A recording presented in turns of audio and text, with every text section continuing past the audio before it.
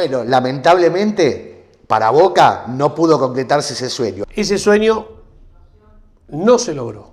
Es un sueño, y todo sueño, cuando se dan las posibilidades, se pueden transformar en realidad.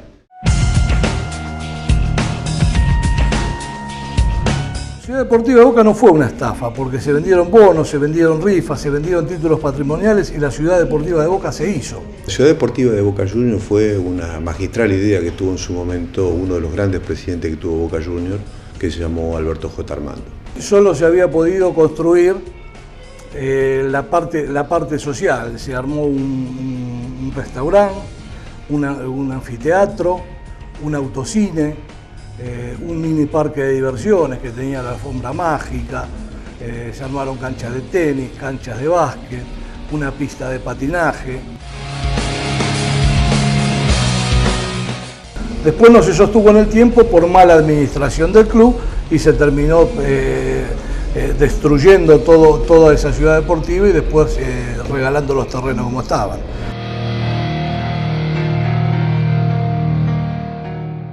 El proyecto nace en la presidencia de Alberto J. Armando, al principio de los años 60. Es un proyecto que tiene Armando que sale por el Congreso Nacional en el año 65. Y Boca fue el pionero, fue el primero, bajo la presidencia de Alberto J. Armando, de hablar de un predio entre comillas, porque en realidad lo que se le otorga a Boca en el año 64, bajo el gobierno del doctor Arturo Illia, su vicepresidente era Carlos Perete, hincha de Boca, por supuesto al ser vicepresidente era presidente del Senado, y se le otorga a Boca un pedazo de río. Lo veía Armando señalando dónde iba a estar el estadio de Boca y estaba parado en la costa del río señalando al medio del río.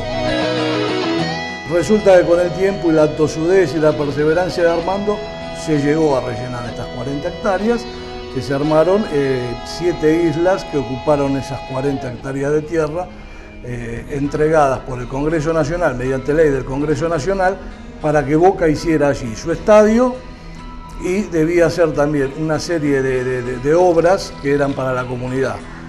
Para esos tiempos, en esas 7 islas se realizaron cosas verdaderamente extraordinarias.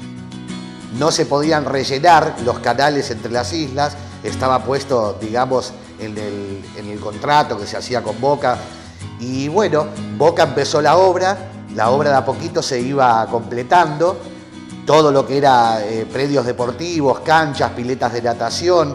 Fue un lugar muy hermoso, un lugar que en pleno auge aglutinó al socio de Boca y a miles de gente que paseaba.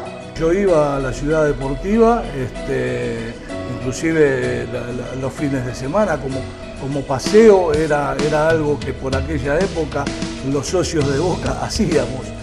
Íbamos a la pileta, íbamos al parque de diversiones, hacíamos asados. O sea, era una salida de fin de semana para el socio de Boca.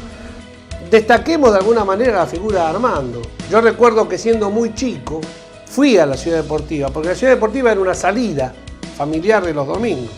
Y Armando lo hizo con poco dinero, porque en aquella época no existían la venta millonaria de jugadores que hay hoy.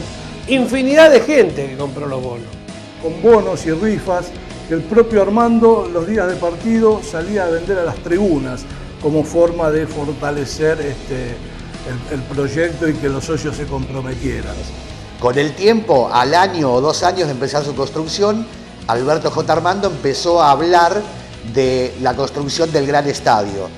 Armando dice que en ese lugar no solamente iba a ser un predio social, sino que también iba a construir la cancha más grande del mundo, que se iba a habilitar, como decía Armando específicamente, el 25 de mayo de 1975 a las 11 horas.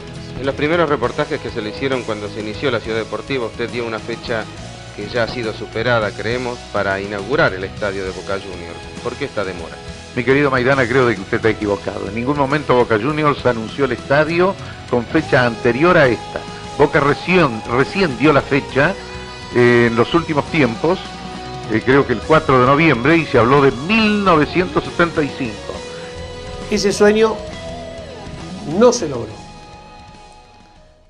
Argentina en esa época vivía momentos muy agitados, se pasaba del gobierno democrático a gobiernos militares. Perón estaba en el exilio hacía 15 años en España, el pueblo lo extrañaba, lo quería que regrese, los militares lo tenían proscripto. En el año 1972, el entonces presidente de facto Lanusse, fanático hincha de Boca, puso con Armando la piedra fundamental. Políticamente, Armando era peronista, un viejo peronista. Se llegó a construir una tribunita muy chica que para mí se hizo simbólicamente. Hubo elecciones en Argentina, ganó Cámpora y Solano Lima. Después se llaman elecciones, viene Perón, Isabel. En todo ese transcurso, los vaivenes políticos y los vaivenes económicos hicieron que la obra fuera cada vez más inviable de realizar. Se desata la primer hiperinflación en Argentina. Una bolsa de cemento a la mañana valía 50 pesos, a la tarde valía 500 y a la noche valía 4.000. Eso era la hiperinflación. En medio de esa inseguridad era muy difícil construir un estadio. Terminando finalmente en el 75 con el Rodrigazo, que fue una maxi devaluación hecha por Celestino Rodríguez, que era el ministro de Economía de aquella época. Hasta ahí solo se había podido construir la parte social. Todo lo que era una maravilla, rápidamente, así como la construís, se empieza a deteriorar. Y esa ciudad deportiva comenzó el deterioro también de Boca, en el año 80-81, con la presidencia de Benito Noel. Compran a Maradona en $10 millones, hipotecan el club y viene la terrible década del 80, que es donde Boca ya prácticamente llegó a tener, creo, no recuerdo bien, hasta 160 pedidos de quiebra porque le debíamos plata a todo el mundo. Se abandona el proyecto de ciudad deportiva, no se lo puede mantener, se empieza a caer esa ciudad deportiva, se empieza a poner cada vez en peores condiciones. En el año 79 Cacciatore le prorroga a Boca la posibilidad de construir, porque tenía 10 años Boca para poder hacer todo el proyecto, si no tenía que devolver las tierras. Cacciatore le prorroga esos 10 años para que lo pudiera construir más adelante. Hay quienes dicen que eso lo utilizó para robar, hay quienes dicen que no, pero sacando la parte subjetiva de lo que pudiera hacer o no Armando, que ya está muerto, la ciudad deportiva se hizo y lo que no se pudo terminar de construir fue el estadio. La pregunta que nos tenemos que hacer ahora es la siguiente. ¿Cuál es el sector de tierra inmobiliario que tiene más valor en la Argentina de hoy?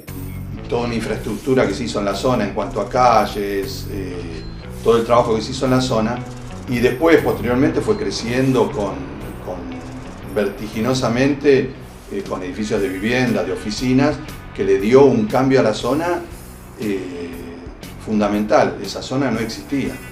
A partir de los 90, cuando se crea todo el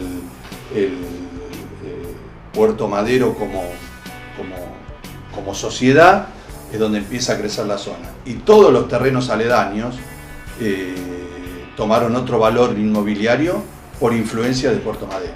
Que en aquel momento, cuando Armando pensó en hacer allí una ciudad deportiva, todo eso era tierra de nadie, era tierras fiscales, y hoy es un rincón posiblemente de mayor valor inmobiliario que tiene la ciudad de Buenos Aires.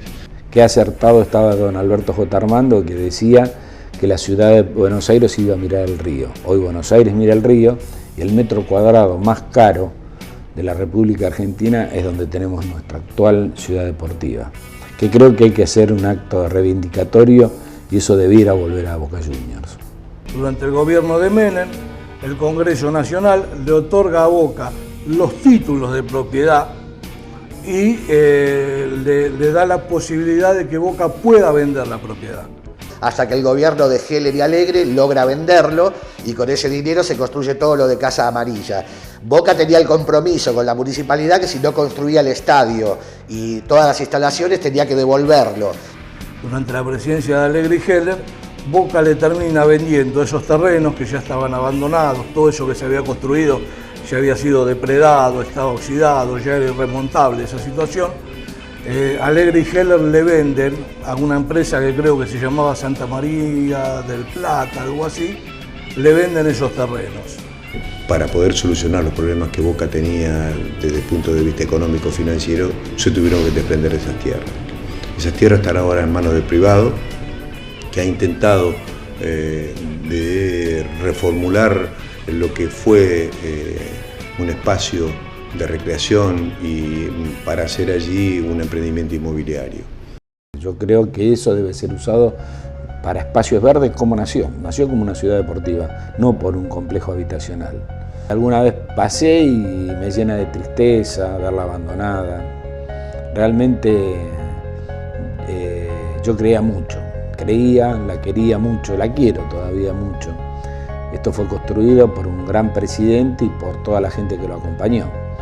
Inclusive hubo gente que compró bonos de la ciudad deportiva que no era de Boca, que sin embargo confió en el proyecto, en la idea.